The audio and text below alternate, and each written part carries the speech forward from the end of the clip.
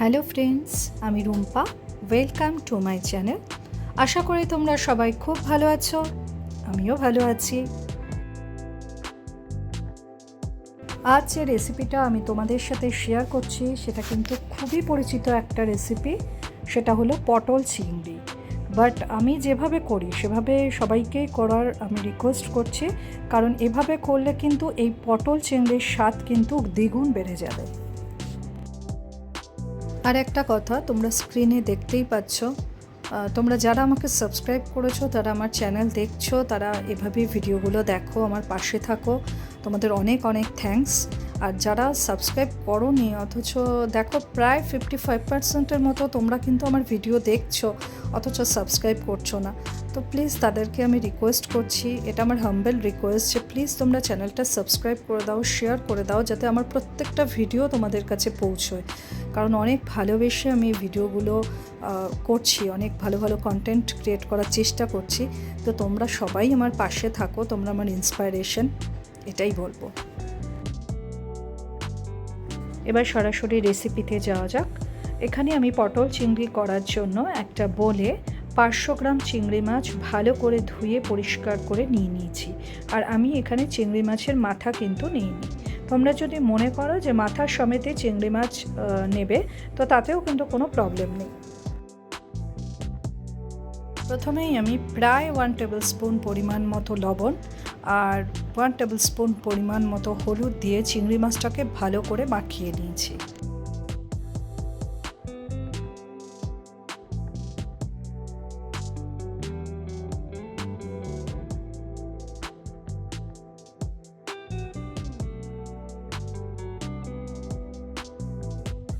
এভাবে লবণ আর হলুদ মাখানো অবস্থায় চিংড়ি মাছকে বেশ খানিকক্ষণ আমি রেখে দিলাম, যাতে লবণ আর হলুদ চিংড়ি মাছের মধ্যে ভালো করে ঢোকে। আর এরপর গ্যাস জ্বালিয়ে কড়াই বসিয়ে দিলাম। প্রায় 4 টেবিল স্পুন পরিমাণ মতো সর্ষের তেল আমি কড়াইতে দিয়ে দিলাম।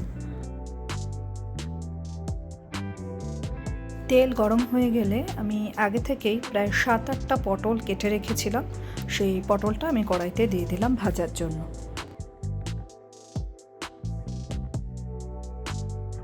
এবার 1/2 টেবিল স্পুন পরিমাণ মতো লবণ আর 1/2 টেবিল স্পুন পরিমাণ মতো হলুদ আমি পটলে দিয়ে দিলাম।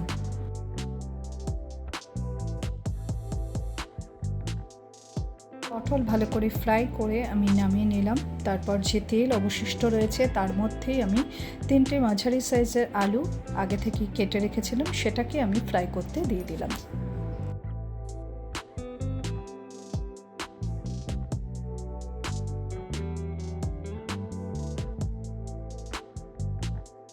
এবার আলুর মধ্যে 1/2 টেবিল স্পুন পরিমাণ মতো লবণ আর 1/2 টেবিল স্পুন পরিমাণ মতো হলুদ দিয়ে দিলাম।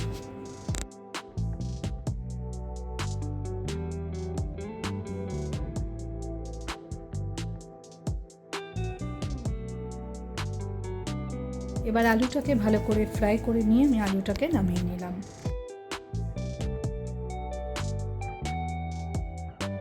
এবার কড়াইয়ে যে সর্ষের তেল অবশিষ্ট রয়েছে তার সাথে আরও 2 টেবিল স্পুন পরিমাণ মতো সর্ষের তেল অ্যাড করে দিলাম। তেল গরম হলে এবার চিংড়ি মাছগুলো একে একে ফ্রাই করতে দিয়ে দিলাম।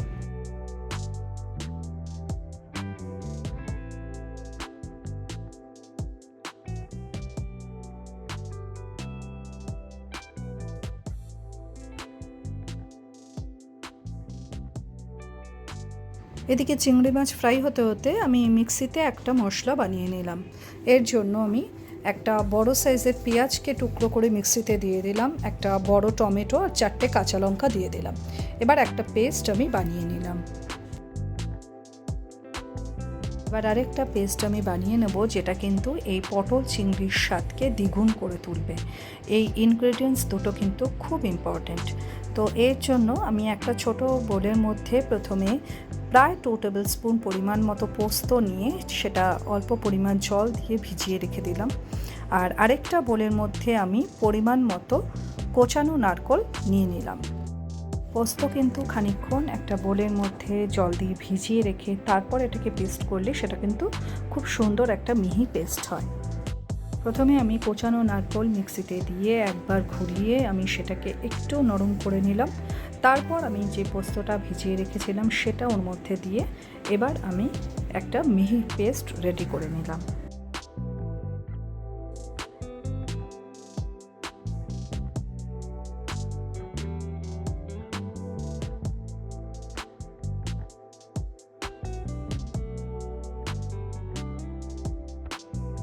এই পেস্ট রেডি হতে হতে এদিকে চিংড়ি মাছ ফ্রাই হয়ে গেছে।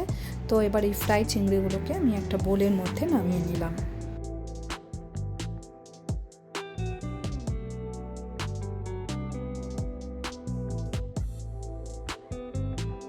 এবার কড়াইতে আমি 2 টেবিল স্পুন পরিমাণ মতো সর্ষের তেল দিয়ে দিলাম।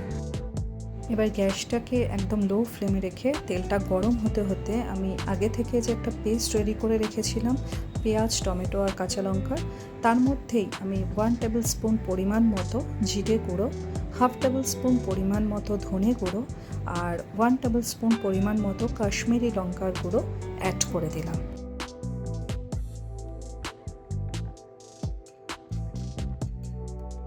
একটা স্পুনের সাহায্যে আমি পেস্টের মধ্যে ওই মশলাগুলোকে ভালো করে মিশিয়ে দিলাম। এদিকে কড়াইয়ে তেল গরম হয়ে গেছে। তো তেলের মধ্যে আমি 2টো তেজপাতা, একটা দারচিনি, 2টো ছোটো এলাচ আর অল্প পরিমাণ গোটা জিরে ফোড়ন দিয়ে দিলাম। ফোড়ন থেকে যখন খুব সুন্দর একটা স্মেল বেরোতে শুরু করেছে তখন এর মধ্যে আমি আগে থেকে একটা বড় পেঁয়াজ আমি কুচিয়ে রেখেছিলাম, সেই কোচানো পেঁয়াজটা আমি দিয়ে দিলাম। পেঁয়াজটাকে নাড়াচাড়া করে এর মধ্যে প্রায় 1/2 টেবিল স্পুন পরিমাণ মতো লবণ অ্যাড করে দিলাম। পেঁয়াজটা ফ্রাই করতে করতে যখন ব্রাউন কালার হয়ে এসছে পেঁয়াজটা, তখন এর মধ্যে আমি আগে থেকে যে পেস্টটা রেডি করে রেখেছিলাম পেঁয়াজ, কাঁচা লঙ্কা, টমেটো, জিরে গুঁড়ো, ধনে গুঁড়ো আর লঙ্কার গুঁড়ো, সেই পেস্টটাকে আবার আমি পেঁয়াজের মধ্যে দিয়ে দিলাম। এবার মশলাটাকে ভালো করে নাড়াচাড়া করে এর মধ্যে আমি 1/2 টেবিল স্পুন পরিমাণ মতো হলুদ অ্যাড করে দিলাম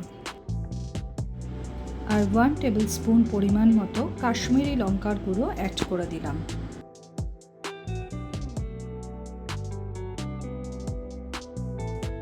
এবার মশলাটাকে ভালো করে কষিয়ে এর মধ্যে পোস্ত আর নারকেলের যে পেস্টটা রেডি করে রেখেছিলাম সেটা অ্যাড করে দিলাম।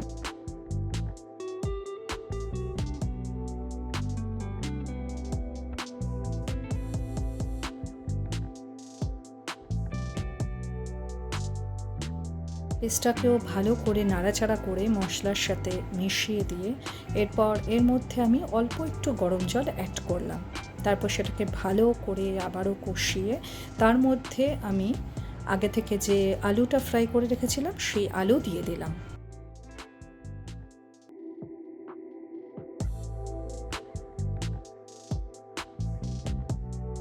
এবার এই মশলার সাথে ফ্রাই করা আলুগুলোকে ভালো করে মিশিয়ে দিয়ে আমি যেরকম ঝোল রাখবো সেই অনুযায়ী কিন্তু আমি গরম জল এর মধ্যে অ্যাড করে দিলাম। আমি এখানে ভালোই ঝোল রাখবো মোটামুটি, তো সেই হিসাবে গরম জল আমি এর মধ্যে অ্যাড করে দিলাম। তোমরা যতটা ঝোল রাখবে সেই অনুযায়ী কিন্তু গরম জল অ্যাড করবে। এবার গরম জলটাকে নাড়াচাড়া করে মশলার সাথে ভালো করে মিশিয়ে দিলাম আর গ্যাসের ফ্লেম হাই করে দিলাম। তো এবার যখন ঝোল খুব ভালোভাবে ফুটতে শুরু করেছে তখন গ্যাসের ফ্লেম একটু কমিয়ে দিয়ে আমি কড়াইটাকে ঢেকে দিলাম। এরপর 5 থেকে 7 মিনিট পর কড়াইয়ের ঢাকনা তুলে দেখলাম যে আলু প্রায় সেদ্ধ হয়ে গেছে আর ঝোলের কালারটাও খুব সুন্দর এসছে। তো এবার আগে থেকে যে পটল ফ্রাই করে রেখেছিলাম সেটা ঝোলের মধ্যে প্রথমে দিয়ে দিলাম, তারপর যে চিংড়ি ফ্রাই করে রেখেছিলাম সেটাও ঝোলের মধ্যে দিয়ে দিলাম।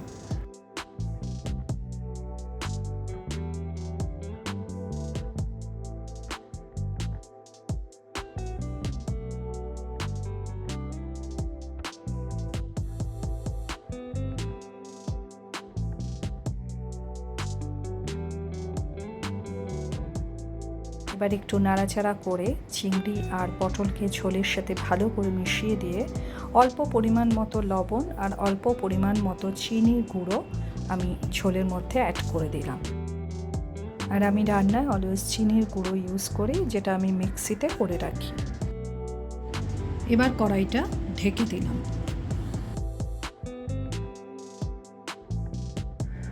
এরপর 3 থেকে 4 মিনিট বাদে কড়াইয়ের ঢাকনা তুলে দেখলাম আলু তো প্রায় সেদ্ধই ছিল, সেটা একদমই এখন সুসেদ্ধ হয়ে গেছে। আর আলুটা খুব ভালো করে সেদ্ধ হলে কিন্তু খেতে কিন্তু খুব টেস্টি হয়।